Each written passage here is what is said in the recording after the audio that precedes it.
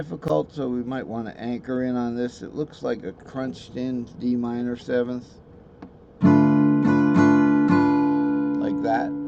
How can we arrive at these same four notes here with the two different ways? Let's look at the A minor substitution. Now A minor is our substitution shape on the bar. See, because we moved up to the A box there.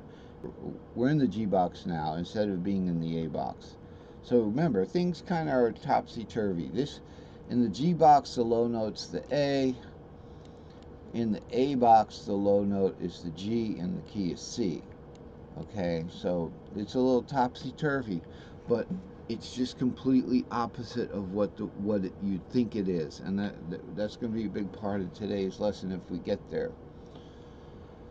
So let's do the substitution. We got the A minor, and we're just going to add the seventh on top. Here's our A minor second. It's a A minor shaped D minor, and we're just going to add that seventh on the top. And there we have our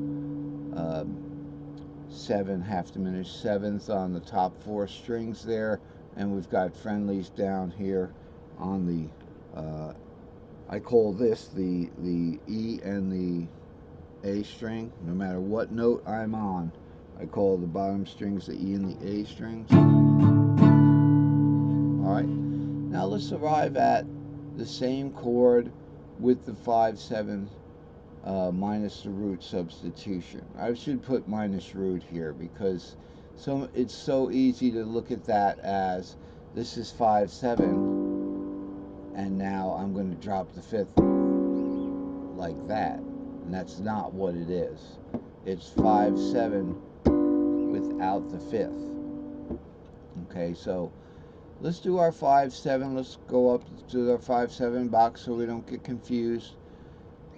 So in the G shape, the fifth of G is what? G, C, D. It's going to be D shape, 2/5/7 right here, 5/7/2, 5/7/2. Second inversion here, we're going to be taking the 5 down, up that nice seventh shape.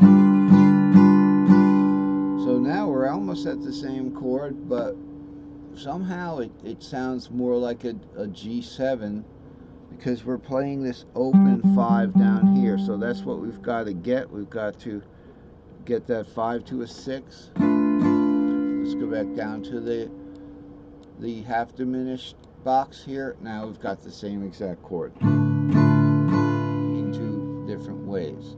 And of course we can always take the minus GE shape and look at that for a minute. Alright, so root 3/5 is everything that the 7/2/4/6 isn't.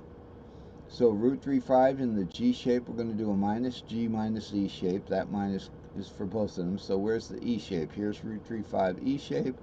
Drop 5 to a 4, drop root to a 7, and drop 3 to a 2. We've got this nice shape here, but we're not going to worry about playing that because we don't have a bar there. We could go to the Locrian box for that. Just scoot over real briefly. We want to get back to where we are. Here's our Locrian box. It's the same thing. There's the G. So we have the minus E shape in the Locrian box. Here we only have one shape to deal with. We don't have a double shape in the short Locrian box. But you know, if we're trying to play a half diminished, the Locrian box has got to be the place to be. So we have here, we're just going to drop the 5 to a 4, the root to a 7, and the 4, the 3, we're going to drop it down to the 2.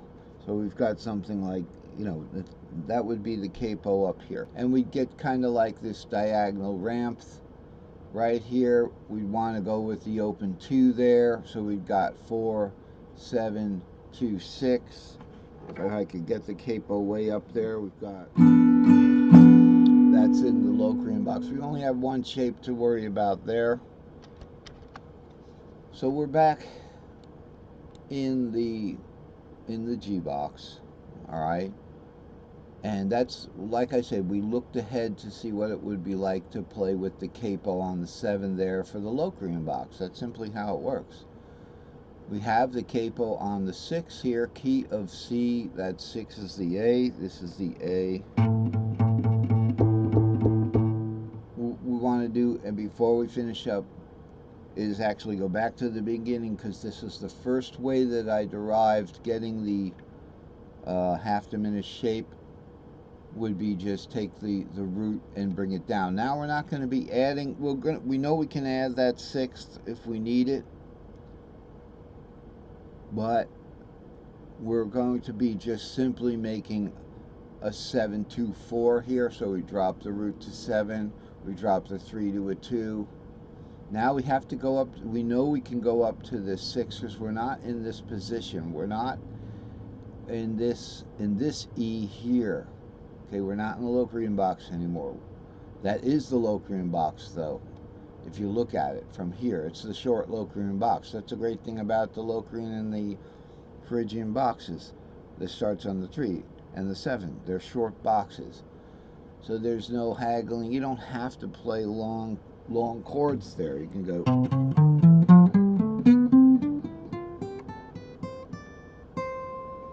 Okay, and same thing with the C box, but we can't play that. Alright, right now with the capo. So we're going to have root to a 7. Okay, we're going to have 3 to a 2. The 5 is going to go up to the 6th. Now in this case, in the G note, we have to, with the G shape, we have to take the root to the 2 there. See, so minus G shape isn't really that accurate. It's just there to maintain the cage structure. We need to go up to the E shape, and this is what we have to do a lot with half diminished, is look one shape ahead. So in the cage where G goes to E, one shape ahead if we're going to be dropping it down. So it would pay to look at it as a reduced E shape. So the E shape being 5 root 3 here, we would take 5 to a 4, root to a 7, 3 to a 2. That gives us this 2. This 7's a little far to get from the bar here. So the G shape, you know, we're looking at this. I said I'd do one more shape, and we did. You can see how these substitutions are so much more accurate than just doing the original way, is reducing it from the scale. But it's easier to look at it as starting with the GE shape here. All right, so we've got our G shape here and our E shape C. You know, just consider this shape. This wouldn't be a full G shape. It'd be kind of squanched, but I was hesitant to look at half diminished half shapes. So we don't want to get into that because we're already dealing with enough problems doing half diminished. So we actually did go up a shape. So looking at the second substitution, we've gone up a shape from the root shape, and actually the 5th is the 4th of that second. So we're doing the same thing, just like moving the pattern up one. So that's why we also use the 5th for a substitution. Going to the 5th, which is the 4th of the second minor, right? We're actually just moving that pattern up one. So we're in the same place fret-wise. That's why it puts us in the target zone for the chord. So that pretty much concludes diminished chords.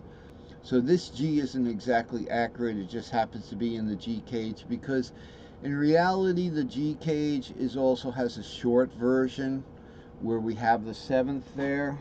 I call it the Lone Wolf 7, where we can do the diatonic from the G cage.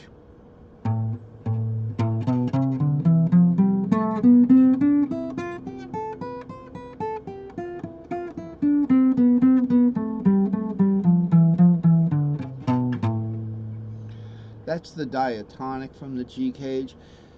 And when we're in the G cage, in actuality, that's a legal note. All right, moving forward in the lesson.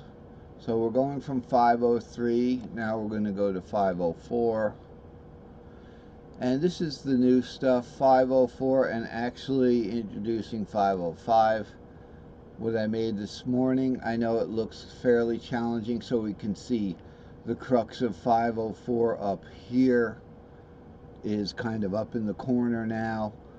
This is the whole thing, is to make it as easy as possible, and we're going to be looking at just the string shapes. Now this is a different subject than half diminished. This has to do with caged and string shape directions, or caged chord directions.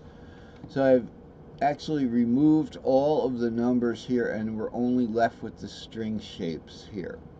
We're going to see how that can give us an advantage in playing around these modal circles.